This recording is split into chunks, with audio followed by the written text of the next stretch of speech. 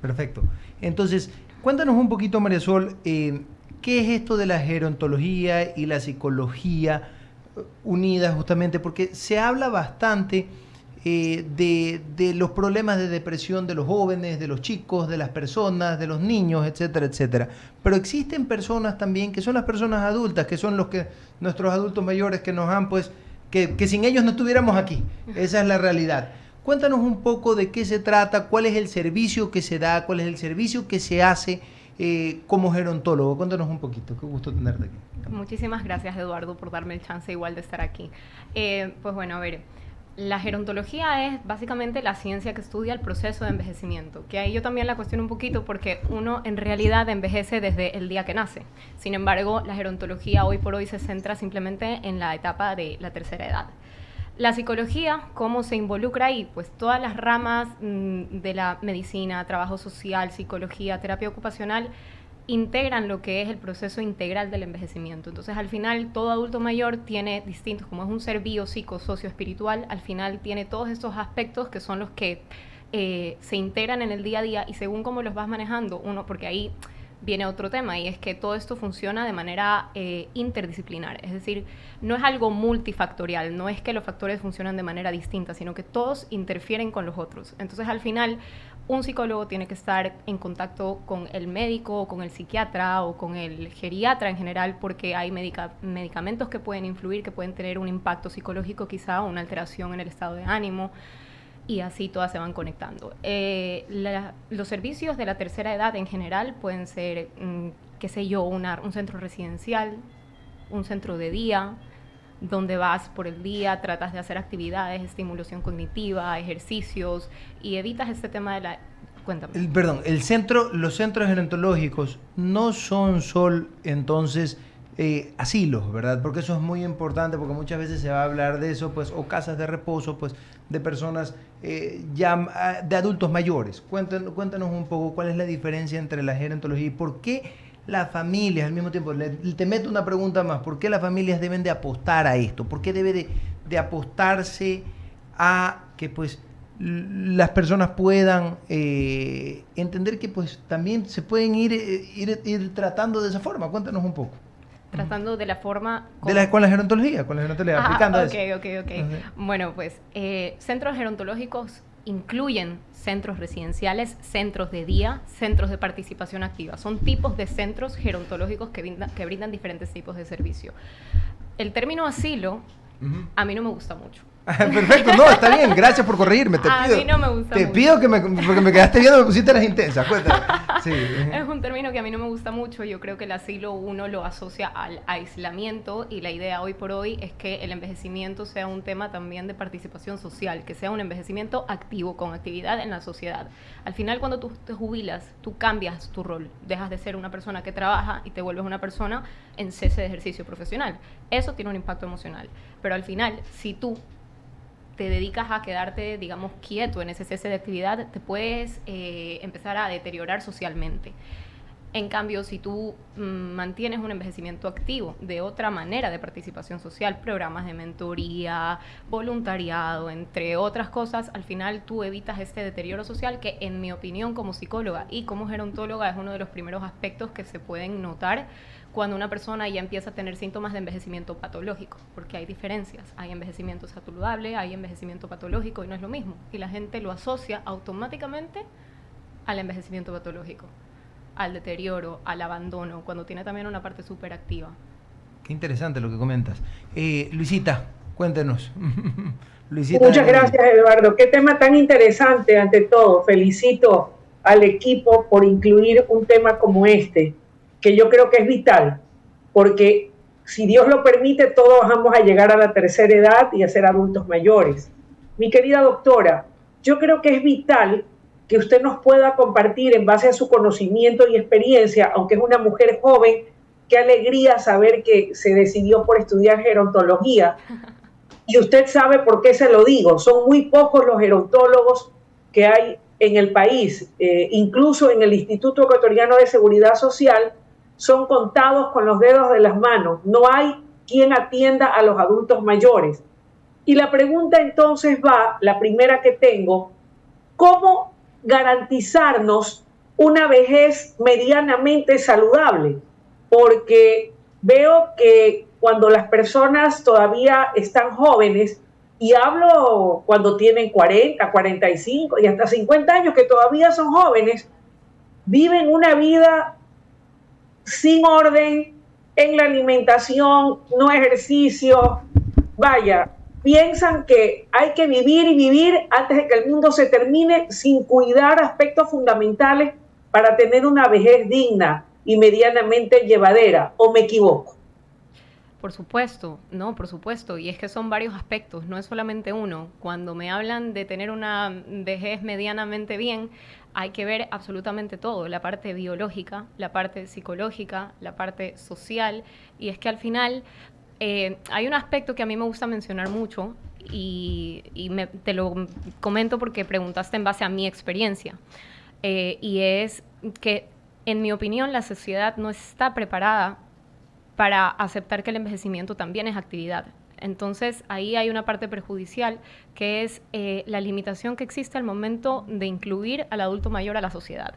¿Sí? Asumimos que no quieren ser parte, asumimos muchas veces, y me meto en ese rol porque muchas veces lo hacemos sin darnos cuenta, asumimos muchas cosas y los excluimos sin darnos cuenta, y eso pues es parte también de llevar un envejecimiento digno, que nos tomen en cuenta que, bueno, a mí no, yo no soy adulta mayor, que tomen en cuenta a los adultos mayores, que tomen en cuenta la voz que tienen, las opiniones que tienen.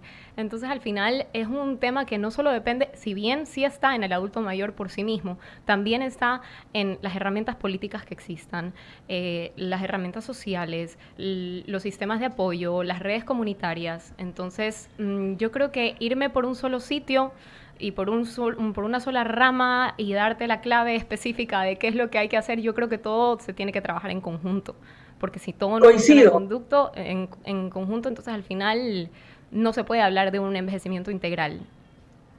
sin duda. María Sol, comparto plenamente tu criterio. Por algo no solo estudiaste gerontología, sino también psicología para ayudar a los adultos mayores y dar ese enfoque integral. Pero yo me refiero a que no es lo mismo un adulto mayor postrado que ya no se pueda ni parar porque probablemente no se cuidó y tuvo una dieta adecuada, porque jamás supo ni quiso entenderse con ir y hacer aunque sea un pequeño entrenamiento o caminato por la cuadra de su casa, a un adulto mayor que a lo mejor resulta que es poco amistoso o medio mal genio, pero al menos puede movilizarse, es activo, porque para poder socializar, es verdad que también lo puedes hacer si estás sentado, pero no va a ser lo mismo, porque tal vez si te puedes parar y te puedes mover, puedes bailar y disfrutar de un momento ameno así tengas 80 años, que alguno que nunca hizo actividad física y que no se cuidó en la alimentación. A esa es la parte a la que hago referencia y que veo que lamentablemente aquí en nuestro país hay serios problemas en el tema de la alimentación, lo que degenera y falta de actividad física en problemas de salud terribles que lo que sí aseguran es una vejez lapidaria y terrible. Por supuesto, al final el contexto y las condiciones en las que uno vive durante su etapa previa al envejecimiento, a la vejez o a la tercera edad, por decirlo así, por supuesto que determina el tipo de envejecimiento que se lleva, las condiciones socioeconómicas también, el tipo de trabajo que realizaste también. Tú tienes que cuidarte desde antes. Y la medicina, los servicios sociosanitarios deberían también enfocarse en la etapa de prevención, porque al final, ya una vez que el adulto mayor ya perdió movilidad, ya está lesionado, ya está con la salud perjudicada, es mucho más difícil. Pero si tú lo abarcas desde una etapa en prevención, entonces al final puedes evitar que se deteriore de esa forma. ¿A qué edad debes empezar a cuidarte? ¿A qué hora? ¿A qué edad debes empezar a cuidarte? Toda la vida te tienes que cuidar. Toda la vida te tienes que cuidar. María Sol, ¿cómo está? Buenas tardes. Saludos de Leonidas Castro. Quería consultarle. Hay adultos mayores que, por ejemplo, se jubilan y dicen, pero yo no me veo sin hacer nada. Yo tengo que seguir activo. Y llega un momento en donde los años pasan, pero el cuerpo también ya no responde igual que antes. ¿Cómo tratar, por ejemplo, estos casos de las personas adultas mayores que tienen muchos años, pero dicen ellos, quiero hacer algo porque si no siento que me muero? Por supuesto, la pérdida del rol es uno de los factores que muchas veces hace que tengamos más predisposición en un momento determinado a padecer depresión. Entonces, ahí lo que se suele hacer es buscar alternativas, porque al final el envejecimiento, no hay que mentir, no hay que engañarnos, no es una cosa que va para arriba, sino más bien que va en declive. Es una cosa que hay que aceptar y que hay que manejarlo y hacerlo de la forma más llevadera posible. Cambiar de pronto, disminuir el impacto, llevar un proceso de aceptación en el que yo acepto que mi cuerpo está cambiando, que no soy capaz quizás de hacer las cosas con la misma intensidad que antes, pero no dejarlo hacer de un día para otro, quizá no a raya, quizá no de golpe. María Sol, y por ejemplo, estos adultos mayores, estas personas que están, por ejemplo, en condición de calle, que no tienen una ayuda, ¿cómo enfrentar ese problema? Porque la gente dice, bueno, están allí como que la sociedad los olvidó, pero hay que atenderlos, ellos fueron parte de la sociedad en su momento. Sabes que yo cuando empecé a estudiar el máster en gerontología, decía qué horror que no hayan herramientas a nivel nacional para ocuparnos de esto, pero luego cuando empecé en la vida laboral me di cuenta que sí habían, solamente que la sociedad no las conoce, entonces no sabes a quién llamar ni a dónde acudir, y ahí está el tema. El MIES, por ejemplo, el MIES tiene, cuando se trata de personas en situación de pobreza y pobreza extrema, es esa la entidad gubernamental que se encarga de ellos, entonces se llama y ellos acuden. Ahora, ahí también he presenciado casos en los que tú no puedes obligarlo, ni puedes inyectarlo para llevártelo obligado, entonces es complicado porque es adulto, tiene su libertad y tú tienes que de alguna forma respetarlo, entonces te ves en un momento donde tienes que de alguna forma hacerlo entender que quizá la situación de calle no es para esa persona, pero no sabes de dónde viene ni cuánto tiempo lleva ahí, y para esta persona es intimidante un cambio también. Entonces, hay muchos factores. Gracias, profesor. Estamos conversando con María Sol Torres Cañizares, ella es psicóloga y gerontóloga. María Sol, un poco juntando un poco lo que ustedes están conversando. El hecho de que las familias olvidan a sus adultos mayores cuando ya los ven, partiendo de los mismos hijos, vamos a dejarlo en un lugar y ahí los olvidan, sí, pero a diario vemos que por el tema de la tecnología, los mismos, empezando a los hijos y a los nietos y los bisnietos, no toman en cuenta a sus abuelos, a sus bisabuelos. Entonces sí es importante hacerles ver a las familias que cuando están en una reunión familiar, un fin de semana, un cumpleaños, hacerles sentir que son queridos, porque a veces de nada sirve que todavía estén con sus familias si tampoco los toman en cuenta, y peor aún si los van y los dejan a un lugar en donde los van a olvidar y ya ahí quedan. Wendy, me encanta que hayas tocado este tema. Es verdad que existe una responsabilidad familiar, que cuando tú ingresas o lo llevas al adulto mayor para que viva en una residencia, o él decide ir por su propia cuenta, existe esto. Porque cree que te está estorbando. Así. O hay veces que ya se vuelve inmanejable la situación, hay veces que no, hay veces que sí, depende, hay de todo, pero sí existe esto que tú mencionas, se llama corresponsabilidad familiar. Así Yo es. te llevo, tú quieres ir, es decir, entrego la responsabilidad de este sitio, pero no quiere decir que yo me desentiendo de ti.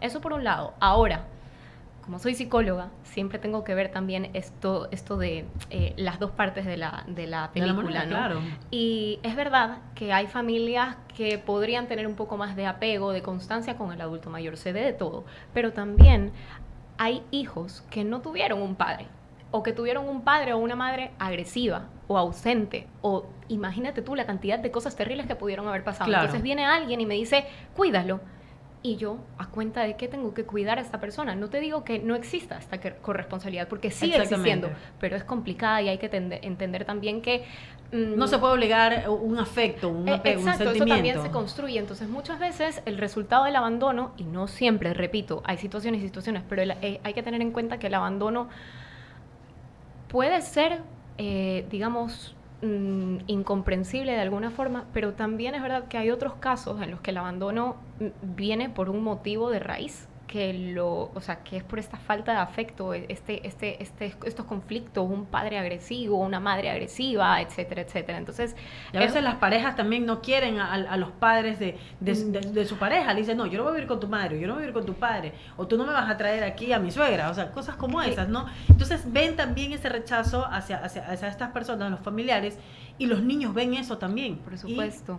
Y rechazan a los abuelos. ¿Sabes lo que yo creo, Wendy? Es que hay aquí como extremismos. Es decir, o te tengo y te cuido, o te entrego a la residencia. Cuando en realidad debería, en mi opinión, haber un proceso en el que el hijo o la hija se capacite de alguna manera para aprender a lidiar, porque el envejecimiento no es fácil, es complicadísimo. Y cuando empiezan... Como tener un niño pequeño nuevamente. En algunas ocasiones. No, no, o sea... Como tener un niño pequeño.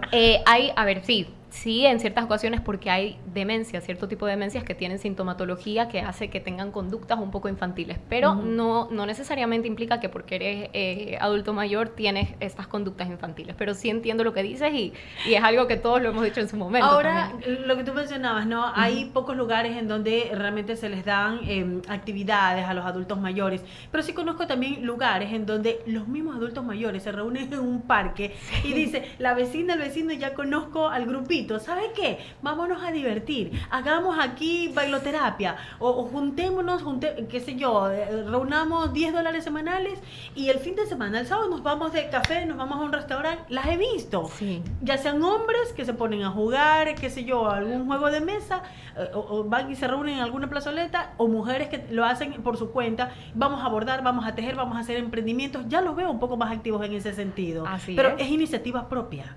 Así es, eso es actitud. Entonces, al final, el envejecimiento, sin duda, es un reto. Es un reto, porque es que pasan impactos constantemente y tu capacidad de adaptación se ve en juego todo el tiempo. Que tú terminas de adaptarte a la lesión de cadera y ¡bum! Duelo. Luego pasas el duelo y de repente, otro tema, no sé, me invento digestivo, qué sé yo, o sea, o alguna infección, alguna cosa. Entonces tienes que tener una actitud bastante resiliente. Y la típica cuando muere la pareja de uno de los dos, Claro. los familiares. Eso duele. Uy, se murió, ya ahí nomás quedó, ya no le digan nada, ya no se lo recuerden, y esa persona se va marchitando, pero justamente por eso, porque también lo van olvidando o lo van haciendo a un lado. Por supuesto. Porque más por el contrario, si tiene buenos recuerdos, los va a querer recordar, va a quererlos vivir nuevamente de esa persona. O sea, hay que tener un poco más de apego, me imagino, en ese sentido, darles más afecto, un poco más de atención. Exactamente, es respetar también los sentimientos. El El duelo. duelo es natural y hay que pasarlo, y hay que llorarlo, y hay que recordarlo, y así. Y con el tema también de, ya no se lo recuerdes y no sé qué, es muy común que por cariño, por amor, por querer hacer bien, muchas veces fallamos en ese aspecto y asumimos que, no, yo no le voy a contar esto a mi mamá porque es que no le va a generar ansiedad. Hay veces que es verdad que la información es importante dosificarla, pero cuando son temas, o sea, nos estamos olvidando que estamos tratando con una persona que ha vivido el doble que uno. Entonces, al final son personas que saben. No podemos asumir que no se dan cuenta. Son personas que nos criaron. Entonces, sí, yo no le voy a contar a mi mamá, pero mi mamá probablemente va a sentir y va a tener esta O sea, va a sensación saber manejar la de que yo situación. no le estoy contando algo. Y eso también produce ansiedad. ¿Sí? En cambio, si yo se lo cuento, se lo digo de una manera dosificada y lo acompaño o la acompaño en este proceso de aceptación o de afrontamiento a la situación que fuese, es distinto. Marisol, nos ha quedado cortísimo el tiempo. Yo creo que vamos a tener una segunda parte Yo recuerdo contigo. mucho, yo le digo la verdad, yo recuerdo mucho, yo crecí con mi mamía, ustedes la Así conoció en es. algún momento, pues una belleza. Mi bisabuela, pues que falleció hace algún tiempo atrás y la verdad que me ha tocado el corazón. Es una linda entrevista, la verdad, muy bueno, muy interesante. Siempre acompañar, y esa es la recomendación para todos ustedes que nos escuchan, a los adultos mayores. Yo sé, como lo decía Marisol hace un momento, que pueden haber heridas muy graves y muy duras de un padre a un hijo, de un abuelo a un hijo, pero dejarlos de lado tampoco es, ¿ok? Y para Yo eso, siempre digo, los abuelos el deberían perdón. ser eternos. El perdón. ¿Sabes El por perdón. qué? Porque la típica de la abuelita, todo el mundo lo recuerda, Luisa, Leonida, la típica Sí. de la abuelita, con el billetito al lado así, por debajo de la mesa. No digas nada, no vas a decir nada, calladita o calladito. La típica de las abuelitas de una u otra manera son como que más consentidoras con los nietos. Yo, por ejemplo, siempre le digo a mi mamá, claro, al niño, o sea, a mi hijo, al niño sí le hacen lo que Al él quiere. chino. Si yo pido algo, nada que ver, pero por molestar. Ya. Pero así son las abuelas. Así es. Ah. Agradecerte, Marisol. A Muchas ustedes. gracias. Muchas gracias. Nos vamos al corte, Wendycita. A la pausa, no sin antes darles recomendaciones, y yo quiero decirles que estamos en el mes rojo, el mes del amor y de la amistad, y en este mes la clínica Redux, la clínica de la belleza, les está dando el 2x1 en tratamientos, así que celebremos juntos el día del amor y de la amistad, 2x1, 2x1, Redux, la clínica de la belleza, en donde puedes compartir con tu novio, con tu novia, amigobia. Redux da la asesoría sin costo, así que aprovecha esta oportunidad y soluciona el área que más te gustaría mejorar, por ejemplo, esas terribles ojeras, mentón, nariz. En Redux son expertos en belleza y armonía facial. Recuerda que este mes los paquetes para embellecimiento se comparten. Para mayor información, comunícate al número telefónico que aparece en pantalla, 098-385-9611. Si no, visítalos aquí en la Kennedy Norte, en toda la esquina de Justino Cornejo y José Santiago Castillo, frente al Parque Lineal de la Kennedy. Nos vamos a la pausa aquí en Diálogo en la Tarde y enseguida regresamos con más.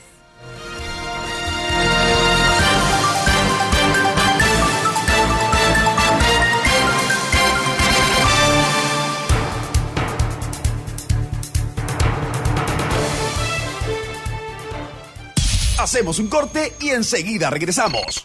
Inicio de espacio publicitario.